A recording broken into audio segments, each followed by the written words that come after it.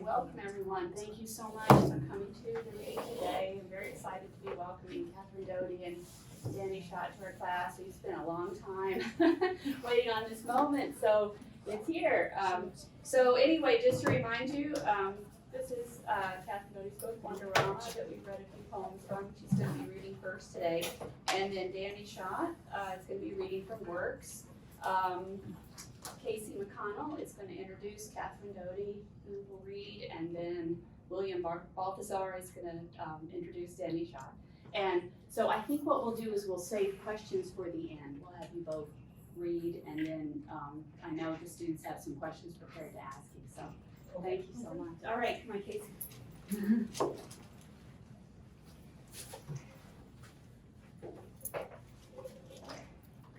Catherine Doty is a poet, artist, and teacher born and raised near Garrett Mountains in Patterson, New Jersey.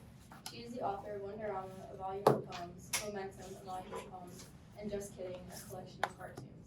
She is the recipient of a Marjorie J. Wilson Award, an Academy of American Poets Prize, and fellowships from the National Endowment for the Arts, the New Jersey State Council on the Arts, and the New York Foundation for the Arts.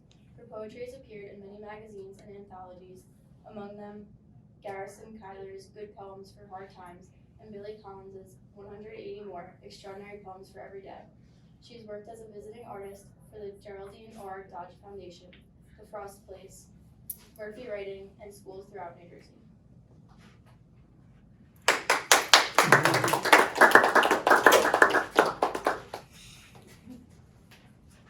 Thank you very much. And thank you for having us, Dr. Miller. Thank you for being here.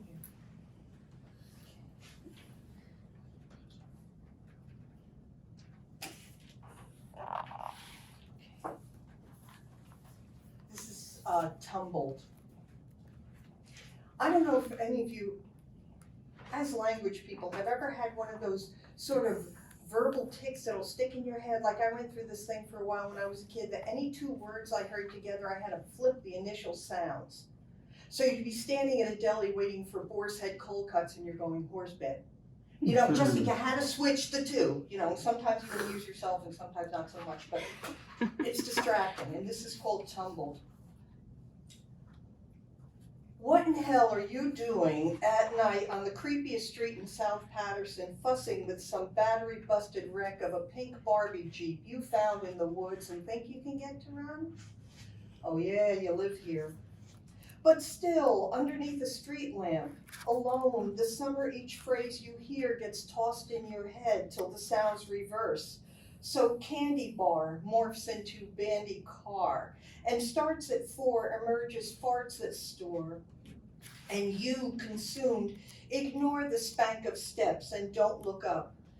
Though you feel, I lost my place. Though you feel the shadow's arcing fingers touch you. And sooner than you can summon, done, ranger, the real hands behind the darkness pluck you up. And round your neck, a thick arm wraps itself. You hear, I have a knife, don't make no noise. But knife and noise both start with the same sound, though he kite mill me works. And this is a blade all right, its point where your shirt and shorts are parting ways. But he is new at this, fumbles to knead your front with his knifeless hand, and you drop your dead weight to the gravel, then fake him out, and escape with a few minor cuts and an earful of slobber, and he doesn't get what you know he really wants. So you run a victory lap through the crabapple trees, past prickle bushes, beer cans, some bum's wet mattress, screaming, shirtless, triumphant, a geyser whirl. And I knew my grandmother till she passed away when I was 7, and most of the time that I knew her, she was fading into dementia. Although fading's the wrong word, she was blooming, she was amazing. She developed all these wonderful new speech patterns, and I was never unable to understand her. Like she'd say to me, the white dress, and I'd go, the day you were married. She'd go, yeah. You know, so she just spoke in luscious metaphor. So this is for her, this is called Grandma. Oh, WHO had said about Ann Sexton once. He came from an Ann Sexton reading and was heard to say very loudly, "Who the hell cares about Ann Sexton's grandma?"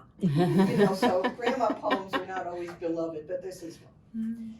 Mischief made her lift her arms and turn with such a look of wonder on her face that I was not afraid to see the flames licking along both sleeves of her flannel robe, but stepped back, as one does from an act of God, the better to take in her glittering pale green eyes, her pirate's nose, the few yellow teeth in her little open mouth, as my mother, her own mouth open in a scream, rushed up behind her to yank off the blazing robe and dance on its burning. And Grandma, naked, jubilant, winked at me while the kettle shrieked its way to boiling dry, and sent me from some far hilltop in her far world a vision of what it was certain I'd become. Wild-eyed and crazy and blazing like a six-gun, nothing at all to be met with shame or fear. So this is for her, who now has long been ash, a chronicle, the last word of which is, oh. This is called The Dawn of Beauty. He spins his scissors like a cowboy twirls a pistol and chops off my braids, 2 snakes he rescues me from. They lie on the kitchen floor among the crayons, near a drawing I made of the famous Patterson Falls. Downtown at St. Ag's Bingo, my mom yells, "God damn it," as do all the women who do not win this round. I rub my head where 2 circles of bare scalp tingle and stare up at my father's blurry mouth, which is saying, "I hate all women with long hair." All princesses, all witches, Aunt Pauline, these are the kind that I no longer am, the kind he cares enough to make me not. Then the shouting starts, and I know my mother's home. He hollers, "Who even looks at some little shit's hair?" and make sure everybody knows she cut it herself. In the morning, my mother gussies me up in a dress. Incongruous as a chimp in my yellow ruffles, I follow her to the barber to fix what's left. "Never," he says, "let a 4-year-old near the scissors," then laughs when I blame my dad, then shaves my head. Anybody here like caterpillars? Sweet creatures. Okay. This is called larval. They rest in silken nests in the crotches of trees until someone like you shows up with a big glass jar and harvests them, warm handfuls of gentle pets, and screws on the lid, which is punched full of jagged holes, and takes them home and into bed with you. Inside, each harbors a squirt of streaky goo, the colors of every condiment at a cookout. Squirrels, bats, foxes, and skunks are their natural enemies, as are children armed with big glass jars. When you are asleep, to reciprocate your love, they squeeze through the punctured portals in the lid, leaving luscious tufts of their soft brown coats, and crawl to your lips where they spend the night kissing you. On your face in the morning, undulant eyebrows, tiny droppings like scattered punctuation. Like you, not one will find itself with wings, though one potential moth, too weak to travel, remains in the jar on a twist of wilted grass and stares up at the stars you made for her.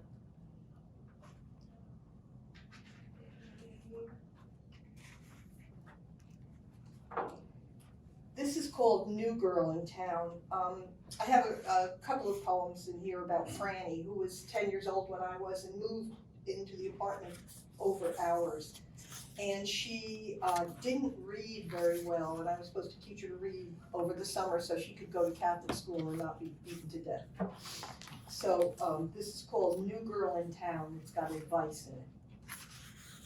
"Cross the street, Franny, if ever you spy Joe Moe, whose hand-hewn tar paper shack we approach on bets, or pitch chunks of pudding stone at from moving cars. You'll want, too, to skirt Donna's uncles, drunk and jolly, who'll sneak through your screen door with snow cones and try to kiss you, and Ronnie V, who just got out of Rahway, or not supposed to know what got him there.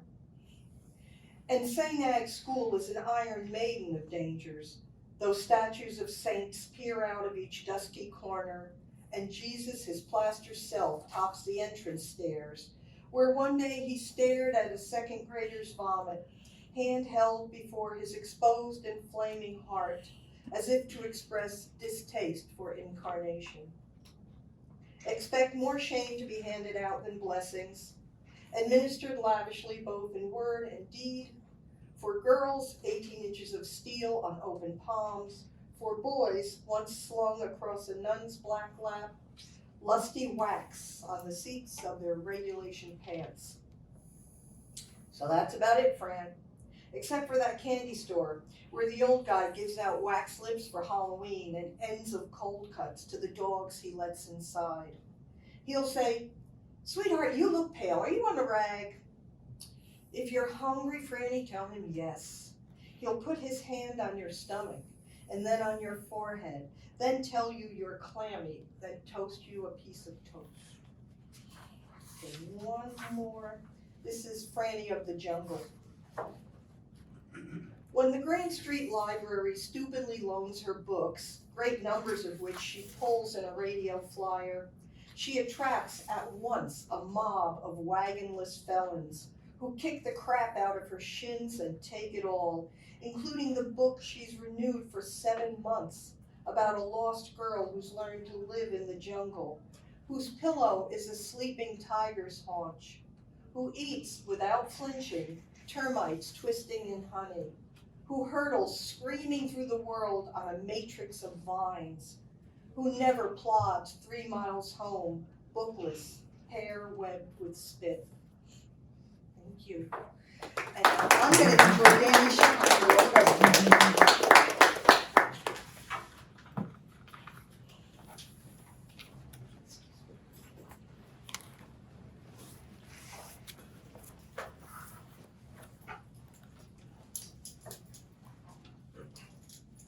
Danny Schott's works, Newman Selected Poems, was published in March 2018 by Kevin Carey Press.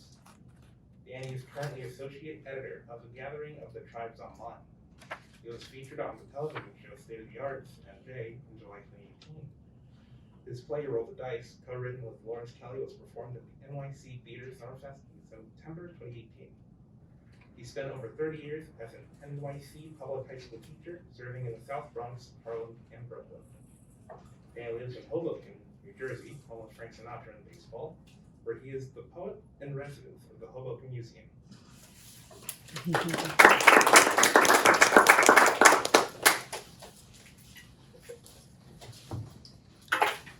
Thank you. It's a pleasure to be here today. Thank you, Dr. Miller. It's just a pleasure. I'm going to read a poem from my book, Works. The truth is, the book came out in 2018. I'm sort of sick of the poems in it, so I have a bunch of new ones. But I promised people like Kevin Carey, okay, I'll read from the book, so I will.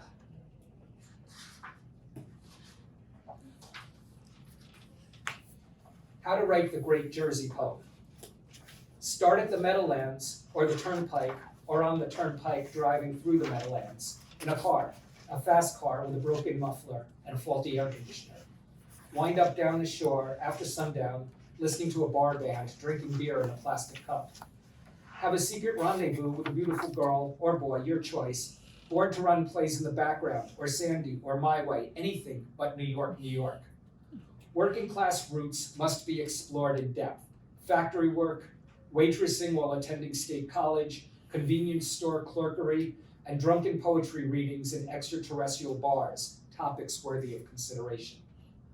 Wax poetic over holiday celebrations, 4th of July fireworks, suburban Christmas light displays, Thanksgiving homecoming games, blaring salsa street festivals, Memorial parades with hobbled veterans and fire trucks, inebriated St. Patrick's bar crawls, Feast for Saints brass bands snaking through streets with statues carried on ancient Italian shoulders. Go sparingly on the adjectives and adverbs. The grammar of New Jersey is built on nouns and verbs, description unbecoming. Scatter the ashes of a loved one in the Hudson, the Delaware, the Atlantic Ocean, according to temperament. Occasionally write about family, the family you grew up with or the family you raised.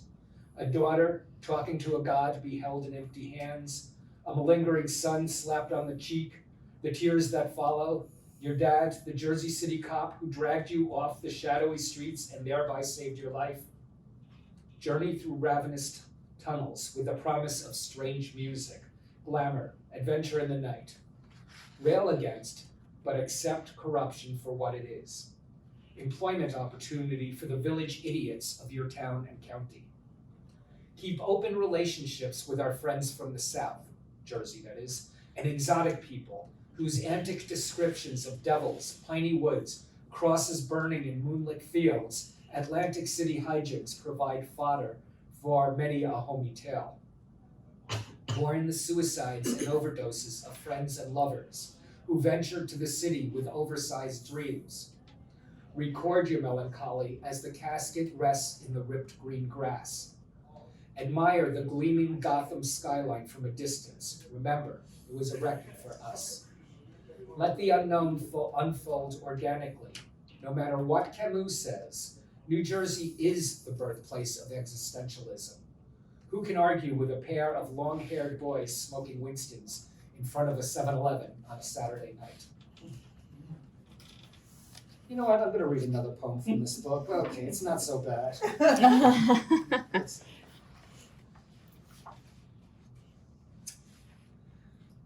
I'm gonna read this poem. This poem has probably aged worse than any poem in this book, but it's newer than a lot of them. It was written before Kanye went full DEFCON 3. And it's a teacher poem. Allison. Actually, it started out, it's on page 47 if you're following along. It started out as just a text message to a friend. Anyway, Allison. I felt bad today for telling you that Kanye's Bound 2 was the worst song I ever heard. You said you really liked it, and said no more than that, though I know you were annoyed. I went home and listened to it again and again and again, 3 times. I didn't watch the video, I just listened. I still don't love it, but I don't hate it either. I realized being young or not too old means listening with fresh ears, being able to hear the beauty or truth that someone else can hear. Somehow I forgot that. Thanks for the reminder, Danny. Okay, now for some newer stuff, and I don't need these glasses for them.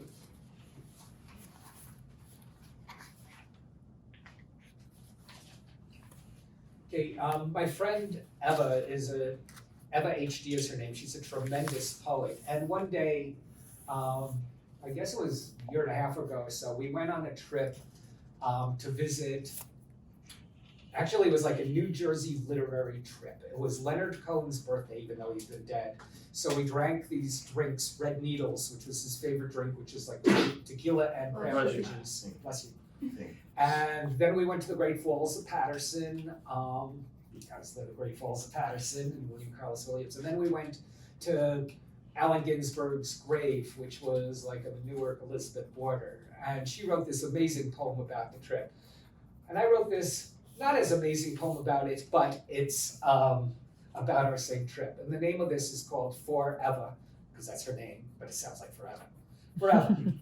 What you call kindness is sometimes me stating the obvious. You are late, I wait, glad to be with you on a day like this. More than a nothing day, really. I try to match wits to no avail, slow-tongued and plodding. My entire life swirls around. I wish it would stop, not my life, but the swirl. The dead won't leave me alone. Driving over the 7th circle of hell, namely the Pulaski Skyway, built obsolete before complete, Southside Johnny warbling on the radio, I don't want to go home, as you offer running commentary on the driving habits of New Jersey. A silver Mercedes zigzags across lanes, the Jersey slide. I am prone to pronouncements. You make small observations, grilled with allegory. General Pulaski was a so-and-so. I overshare the past, again. You call me a replacement child, but I'm the happy idiot of my family, the one born into the one I raised. My mom called me Good Time Charlie. You ask questions I don't understand. I smile, I nod, I smile some more. Let's enjoy the September sun. This isn't history class. Let's call it life, the shifting earth beneath our feet. We trek past silk factory ruins along the chromium banks of the Passaic, the great falls of Patterson. Then the slabby cemetery below, ominous power lines, idling refrigerator trucks hum under the bluest skies Jersey can offer. A little slice of heaven in Newark, sunflowers in hand, looking for Ginsberg's grave. We sit outside generic Hoboken bar drinking sad red needles, tequila and cranberry, in honor of Leonard Cohen on his birthday, discussing endangered writers like Philip Roth or Mordecai Rickler, a moot point since both are dead, on what I plan to be a literary day which has taken a turn towards the Jewy, as it so often does. These are my happy places, shared with a new friend. Looking home through your eyes makes it new, meaning infused.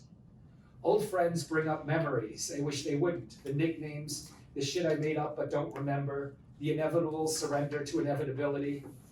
Everything changes. Craggy eyes, body sags, dying season extends, you make me smile.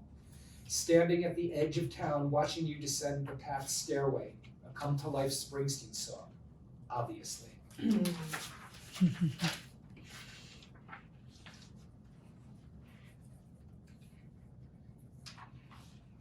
Dispossession. The family never speaks of Lena, but here she is, my aunt from my father's side, in the snack aisle at Acme that used to be AMP, after it was Food Town, after it was Pathmark, down the block from us in Hoboken, New Jersey. Lena stands in the snacks section weighing a bag of pretzels versus a bag of Doritos. What foodstuffs in this new land of wonder? I follow her to the canned goods, Progresso soups, chunky soups, Campbell's soups, Well Yes soups, the flavors, the variety, all unkosher, all available, all on sale, buy 3, get 5 free. What sense does that make? Jesus stands in front of the liquor section silent, newly dead. I saw his body on Our Lady of Saints, one of the few people I met who looked better in the coffin than he did on the streets. Jesus' name is Bobby. He was a homeless man who lived between 6th and 7th Street on the Avenue, the stretch between the bagel shop and Dunkin' Donuts, his domain. He's holding a Bud Tallboy in a brown paper bag. Thanks, he says. The only words he ever says besides smoke when he sees me walking down the street. I nod to him in my usual way and follow Lena to the meat section, far from the pork chops, to the cuts of beef, so many choices. What's a lonely apparition to do? She surveys the possibilities, sometimes picks up a passage for inspection, moving her lips as she reads the label. Lena was killed at Auschwitz. Her father, my grandfather, drove her out of the house with a raised garden hoe after her pregnancy became apparent. She moved across Frankfurt with her boyfriend, the army sergeant who disappeared somewhere along the line. Her blonde-haired children, Wanda and Denny, murdered at Theresienstadt. Family history we don't talk about. I don't talk about. I'm the only one left. Today, Lena is shopping at Acme, and Jesus is eyeing her as she touches the plums, so delicious, so out of season on this gray autumn day. He follows her as she glides down the produce aisle past the scales and cabbage and spinach and lettuce and Brussels sprouts until she gets to the front of the store and sees the pumpkins. What are these orange monstrosities? Only in America, if only America. Jesus takes her by the hand past the sad cashiers into the parking lot, where the shopping carts are scattered willy-nilly like the souls of her brothers and sisters. They walk off the grounds and disappear to what's left of this day, what's left of this world.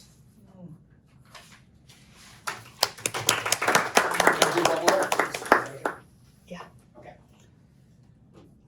This is a weirdly literary poem that I wrote. It's called Tempest, and in it I make allusion, even though I don't name other poets by name, but sometimes people can recognize who I'm talking about.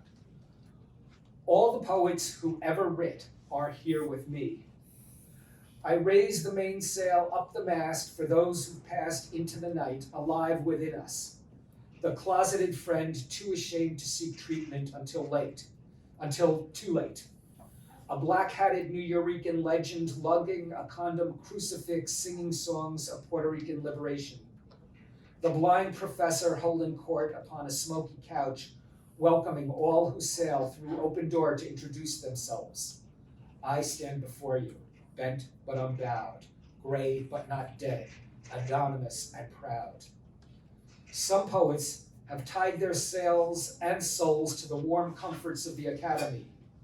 Rare few have cast off against the prevailing gales, emerging as prophet for their motley crew of misfits.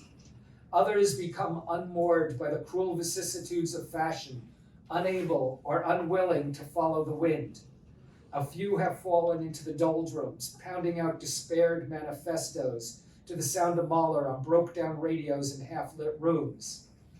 Hyacinths for the disappeared, thrown into the roiling sea, so-called enemies of state, victims of the dictator's purge, and those destroyed by madness and lack of recognition.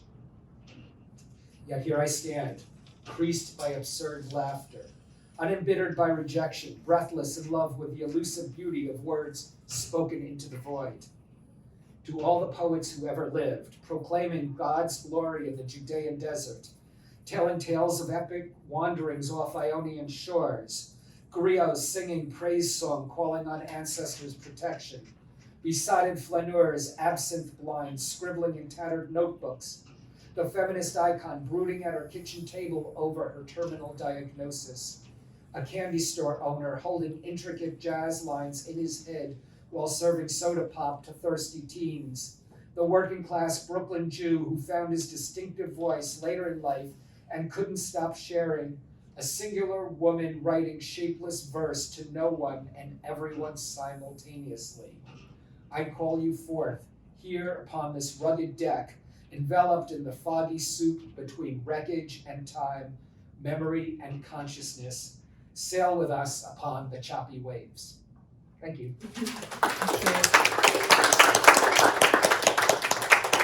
Danny, why don't you stay up there? We'll have questions for you first, and then we'll. Okay. Got it. Okay. All right. Okay, class, are there any questions? Yeah. I know we have some good ones. Yes, sir. Okay, so the first question I'd like to ask you is about the 9th Street Nocturne poem, Okay. which you said you had basically many experiences, like within the 9th Street half station. What made you choose that specific example of when a tear gas can was accidentally discharged, and why wouldn't your wife Caroline believe you about that? Okay, that's a very good question. I live in Hoboken, so the people who run the Port Authority and the PATH don't seem to understand ever that people from New Jersey go into New York City for entertainment, you know? So the PATH system sucks on weekends, late nights and weekends, and anyone who's experienced knows about it. So often when I go to things in New York and I come home late, you know, built-in excuses, oh, PATH train, just didn't come, it's too crowded, you know. But in this one time, when I was coming home, later than I should have been to my home, an altercation took place and somebody did set off tear gas, and then they marched us all upstairs onto the street, and they wanted us washed our eyes out and all that. So I didn't get home till 5 in the morning, you know. I should have been home at 11:30 or so, but I already was coming home at 2, which was too late, and here this whole thing. So that's pretty much a true story. You know, I've been married for 36, 37 years, so my wife has heard all sorts of excuses over the years. That was another one. Any other questions? Yes, sir. You talk about that a lot in your poems, but what does your hometown of Hoboken mean to you, and why do you write about it so much? That's a really good question. The truth is, we've lived in Hoboken since 1988, but I grew up in Dumont, New Jersey, which is Bergen County, which is very different.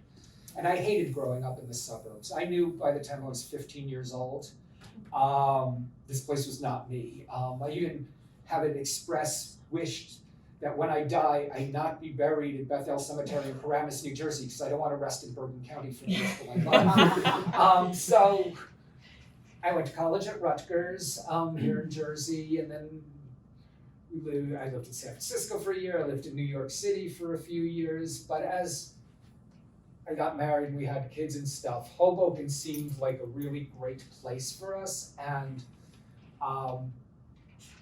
it was cheaper than New York. And Hoboken we moved to is a different place than it is now. Believe it or not, in the 1980s, it was really artsy and cool. It was sort of Williamsburg, Brooklyn, and Hoboken were in the same place in 1987. Williamsburg grew in their direction, and Hoboken went for the money and became this gentrified, sort of dystopian or uber gentrified, as Jersey City is starting to become and stuff. But it's my home, and of course, all our artist friends who moved there with us have been displaced various ways. So I'm like the last guy holding the fort, in Hoboken, or it feels that way. So it's rich to me, and I guess sort of like a relic of the old artsy days. I'm the poet resident at the Hoboken Historical Museum as this like, oh look, this is how it used to be guy. So I don't know if that answered your question, but that's part of it. Anything else? Yes, sir. I have a question. So, all throughout your poem, I know that you talked about different stuff, such as like your family relationship, and also the social environment, like growing up in Hoboken and stuff like that. But overall, would you say that your main like attitude and intention was towards like political hypocrisy? That's part of it. You use the word overall, like my main. No, but yes, it's a big part of it. Remember, guy from Hoboken, guy from New Jersey. I was a high school teacher in New York for 33 years. I've always been I was politically at least engaged in my mind from the time I was like 10 years old in the 60s and stuff. So, I grew up, my father was a factory worker, but he also was a union organizer and stuff. So politics, if you want to call it politics, leftist politics more specifically, has always been part of who I am, I would say. So it's just like ingrained in me. Yes? I got like a question tied into what you asked. In your Last Man Standing poem, despite the many subjects that you brought up in the second part, listing all the positive points instead of the negative points, how can you confidently declare that the subjects that you mentioned that would make you bitter, not make you bitter, basically? Oh, you'll see. That's that's one of the great challenges of life, of growing older, and I love that battle. It's basically Hamlet is to be or not to be speech, but how it's a constant battle, and it's easy to give into bitterness. But what keeps me going is the battle to not. We all feel those things, the slings and arrows, all that stuff. The poet, I'm not recognized enough. This person who is half as talented as me is famous. It's like you just gotta fight the battle. So I enjoy the battle, actually. A certain kind of bitterness as one grows older can encroach into your being. And it's something you have to fight. And it's funny, writing that poem at like 45 years old, I didn't realize now that I'm 65, like, oh my God, the battle gets tougher even. But I enjoy that fight. Thank you for that question. Anybody else? Yes. Danny, I think I'll ask a question too that I learned today. I did not know you lived in San Francisco for a little while. And then I noticed on your website, you kind of self-described as a beat poet. And then to hear your reading from the poem that's not in the book, I guess it's the the one where you went driving with Ava, right? For Yeah. that driving, Yeah. right? That sort of pilgrimage, that literary pilgrimage is the idea. I connect now with you at the Beats, but you want to talk a little bit more about your relationship with the Beat poet? And you went to Ginsberg's grave and all that. Okay, I thank you. It's a dumb story, but it's sort of funny. Allen Ginsberg, who wrote Howl, very famous poet, came to Rutgers to read, I guess, my sophomore year. And I wrote this poem based on his poem America, and it was god awful. I even plagiarized Kiss lyrics in it. And it was like full of like this fake street wisdom that like a suburban kid who's 19 could not possibly have. Anyway, Allen Ginsberg read, and after the reading, I handed him the poem. I said, "This is for you. I wrote my version of America." Glad balls that I was 19, you know. So he like took it. He said, "Well," I said, "No, take it home. You know, my address is there. Let me know what you think." So he wrote me back within days. Yeah. Where I still have the card, you know, telling me what was wrong with the poem and what was right with it, the energy. So we sort of had a friendship from it. And then a few years later, I started a literary magazine with my friend Elliot Katz called Long Shot. And the way we got the money to do it, this was like 1981, mind you, is we did a reading at the Rutgers Student Center with Allen Ginsberg, and he split the door with us. I think we charged $3 a person. So between like the $1,200 we got, he gave us $600, which my friend Elliot worked in a print shop, covered the binding and stuff for it. And then the magazine went on for like 22, 23 more years, quite successfully, nationally distributed and everything. But it was through him. The two writers who helped me specifically and us at Long Shot the most were three writers. Allen Ginsberg, Charles Bukowski, who's someone I sort of knew also, and Amiri Baraka, who helped us out in lots of ways. So I never considered myself like a beat writer. First of all, I'm too young, just not that. But they really helped my career. The other two people who helped my career is Miguel Algarin, who founded the Nuyorican Poets Cafe. He was our professor at Rutgers, and because he had been our professor from the earliest days of the Nuyorican, we had an in there. So he helped, and Miguel just was my friend till the day he passed away, like, I don't know, 3-4 years ago. And the other person who helped me incredibly and is still my friend is Alicia Ostringer. She was also my professor at Rutgers, and she's a good friend.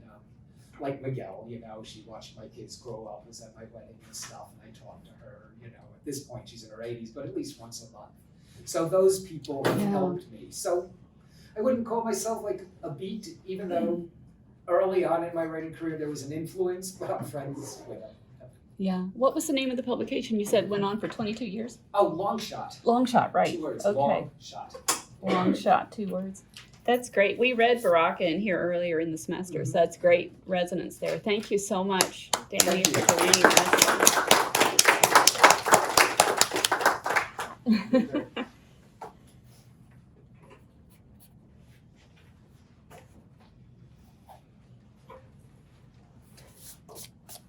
All right, questions?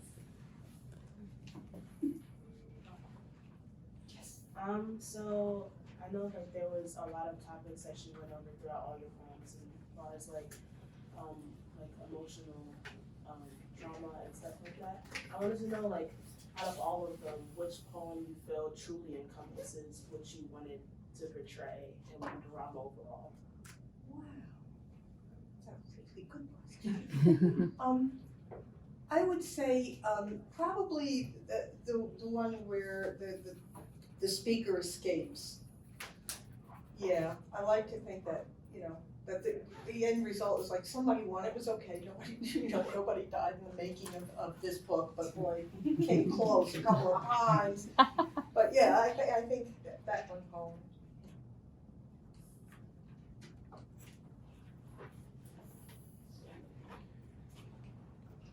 I just had one question, like an overall kind of question that she was asking about when when you were going over, I think it was one of the poems you were talking about how like I can't remember now. I'm sorry. It was like I think it was like a feeling of like you like being alone, or like something along those lines. And then like how she was talking about, I just wanted to ask like when you like had those types of feelings, like is that what prompted you into like writing the poems?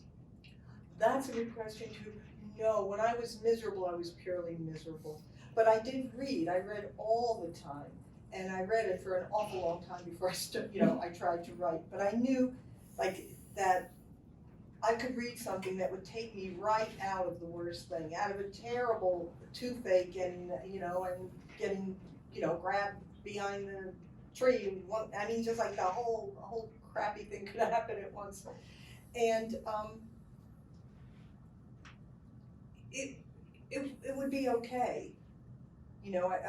Tell me again, I'm sorry, there was one aspect of the question you asked that I think I'm missing. You said, when I was alone and. Oh, I think you answered it. Was just like, what did it like prompt you into writing like any Yeah, of the stories? yes. I would write when I was happy and read when every other time. A lot of reading.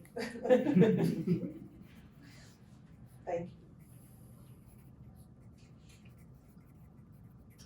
So towards the beginning of the poem, around the time where you was talking about Thomas Mosby and especially like Sweet Ants, which ties to my next question, but you talked about race in a really raw way that like I know people can find very unsettling, but you was very forward with it when you was talking about like lynching and stuff like that. Can you talk more about the reason why you spoke in that manner, like what you were trying to portray by being so raw with it, and then also if you could also elaborate more on Sweet Ants as a poem overall out there. Sure, I am so glad you asked that. I mean, the book hasn't gotten enormous amounts of attention. It's book poetry, but nobody's mentioned race. And I think, it's like, oh, she had such a bad time hanging out in the city. But yeah, but I'm talking about race. And Tony Hoagland, a wonderful, amazing poet, said one of the problems with American poetry is that white people don't write about race. Said, and you need to, you just need to. And that, it just meant a great deal to me. Like Thomas Mosby is probably my favorite poem in the book, but I don't read it because it's got incendiary words in it. But there were no other words that could have gone into it. So I very much appreciate that question. And the Sweet Ants one, that story about my great grandmother, running, like everybody, you get luck by touching a lynching rope. And this was told to me when I was a kid, and I was named after this woman. I mean, it was just a horrific thing. And I mean, I was certainly raised and told that as an unbelievable horror that the family had to, acknowledge. And it needs to be said. It just absolutely needs to be said. And I'm so glad you found those, Thank you so much for even asking that.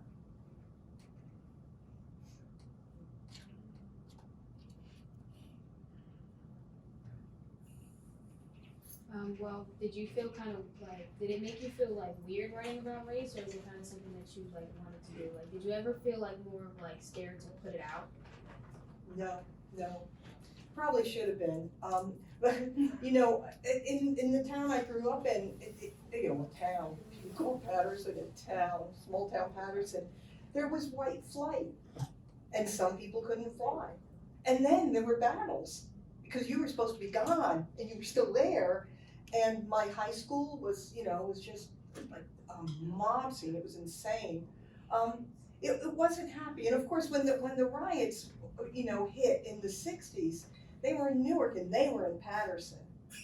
And I can just remember this horrible feeling of just like everyone was just torn to pieces. And I had a woman, I was hanging out with my buddy and, I lived in the black section of town. That was my neighborhood. Those were my friends. That was where I was. And I went to the laundromat with my friend, and she was a black girl. And that's where we would hang out. And she left my side for a minute and someone took me aside. This woman just took me aside and said, your people have done this. And just like let me have both barrels. And I was about like, that was about 10 or 11. And I remember thinking, this has gotta be awful bad for somebody to talk to a kid this way. And then my friend came and off we went, back to her house where her mother was making pig snoots. Did you ever see a pig snoot being cooked? Well, we in Patterson, we ate all the parts. But, I remember that this exchange had just torn my soul in half. I was like, she said, go to my house, my mother's making snoots. And we walked in and her mom picks the lid off the pot and all you could see was the little, yeah, they sit like, so like, it was like two little, anyway, and of course, and then my friend's mother was, wonderful and loving and tried to explain things to me and just said, everybody's torn up. Just what I came away with, she goes, we're all torn up. So just stay in, your corner, your safer corner of things. I actually worked with both the poets. What was like the biggest or best piece of advice that somebody's given you throughout like any time in your life that helps you, and how do you portray that in your poetry?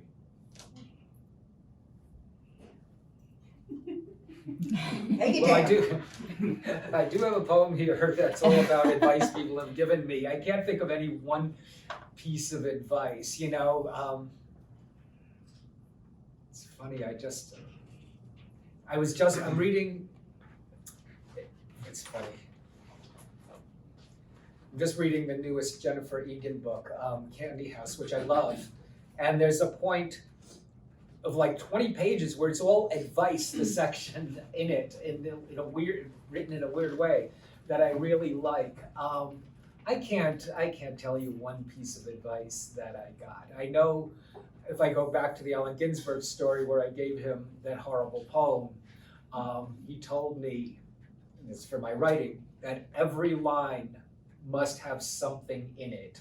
A word play, an image, a piece, a joke, a juxtaposition of words, and I've remembered that from back in 1976 when he told me that for my own writing. Every line must have something in it. But in terms of life, I've gotten lots of advice from lots of people.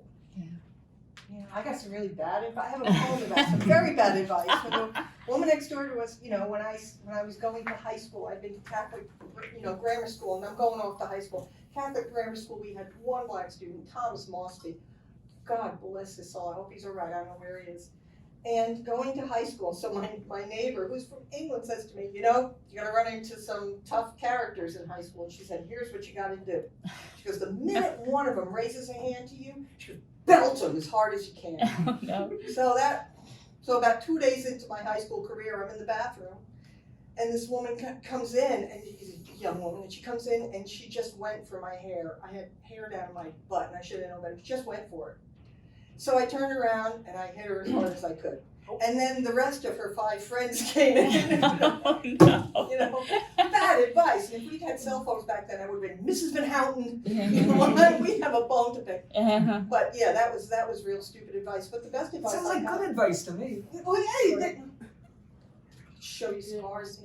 But the best advice I got was don't die. Don't let it kill you.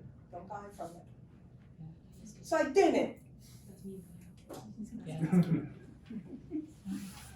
Let's see, have any for her. Okay, I'll ask you a question. So, I was gonna say, what inspires you so much to write about the experience of struggle and hardship in many of your poems? I mean, that kind of sounds like you've already explained that. Maybe I have a little, yeah. Yeah. But when you're born into a place like Patterson, it's like I didn't grow up and say, wow, this city's got bigger biceps than Chicago, I'm gonna write about it. It's like, the place you're born is the world. That's it, bottom line. It's the world. So that was the only world I knew until, I realized there were, adjacent worlds that maybe weren't quite as like that. Mm-hmm. So when you went to like you're saying visiting these other worlds or like these other environments, did any of the poems that you wrote in this book kind of like change, like your perspective change or anything when you visited like other places? Yes, yeah, I have one poem in here, I think it's called Incident on Valley Road, because we would walk, there was a go-go bar in Patterson. I lived at the end of the street. And it was called the Hitchin Post, and it actually had been a pony track. And then somebody said these ponies aren't making it, and they brought in a couple of kegs of beer, and now it's a go-go bar. To this day, you can go there and have like a Texas wiener and watch someone dance. Anyway, we would walk up Valley Road to Clifton, where, you know, we knew some kids who lived up there, and that was like the wealthy area to us. So we thought that, you know, everybody had a refrigerator in the basement, you know, all the rich people. One more quick question, Catherine. And when in the class we read your poem "Catching," and we're amazed by how relevant the subject matter was today. And I just wondered. I noticed the book came out during or after COVID really hit. Did you end up putting that poem in because of that, or did it, or just I never thought of the two together. interesting? Not at all, no, just that it had, you know. Yeah. I Well, wanted to ramp up the, you know, this poor girl's experience. I had no idea that happened during the first time the chickenpox vaccine came out. So it's an interesting story historically, but yeah. Yeah, no, because nobody even deals with them anymore, but it was like, back then, it was like, you know, they pick up two kids that, you know, it's like you had vacation, and you knew if you got your kid inoculated with pox that day, he'd be over it. So you just kind of grab kids and rub them together. You know? They're awful. Yeah. The poem's love, the way it's written is lovely with that. Oh, thank Yeah, you. I mean, we got it, right? You know, it was good. Yeah. Thanks so Anyway, thank you both so much for spending time with us. And thank you all for the great questions. It's really good. So anyway, in case anyone needs to get to class at 1, I wanted to be sure to close. But if you want to stay around a little bit, we can chat further if you need to. Sure. So. Thank you so much, all of you, and Dr. Miller, thanks so much.